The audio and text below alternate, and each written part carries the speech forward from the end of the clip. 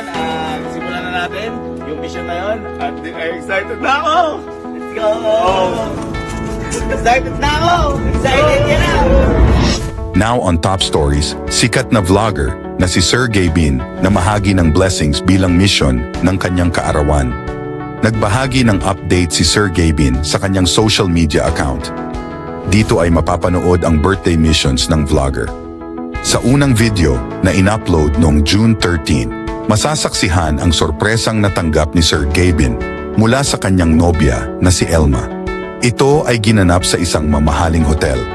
Sa gabing iyon ay nakasama niya rin ang kanyang pamilya at mga kaibigan para i-celebrate ang kanyang kaarawan. Masayang masaya si Sergey Bin dahil kompleto silang magkapapamilya at mga kaibigan. Nang sumunod na araw ay naisipan ng vlogger na magkaroon ng misyon na kung saan makakatulong siya sa kanyang mga kababayan. Unang misyon, magpapakain siya sa kanyang mga kapitbahay. Ginawa ito ni Sergey Bin noong June 13, 2024. Bumili si Sergey Bin ng pagkain sa isang fast food chain na 400 pirasong pritong manok at 400 piraso ding burger. Ito ay ipinakain niya sa kanyang mga kapitbahay. Pangalawang misyon, napili niyang mamahagi ng pagkain at groceries sa lansangan.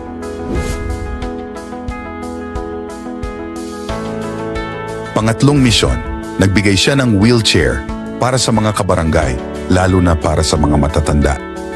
Sa huli, mapapanood ang pagpapasalamat ni si Sergey Bin sa mga dumalo sa kanyang kaarawan at nakiisa para maging matagumpay ang kanyang misyon para sa kanyang mga kababayan.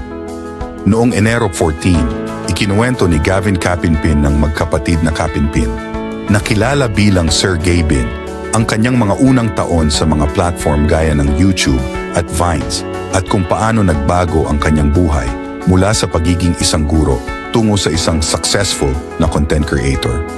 Sa media event para sa B1G D4Y ng CreaTV sa The Barrington Place, Congressional Avenue sa Quezon City, ipinahayag ni Sir Javin Kapinpin na hindi niya itinuturing na sikat ang kanyang sarili at ang iba pang Kapinpin brothers sa kabila ng pagkakaroon ng milyong-milyong followers.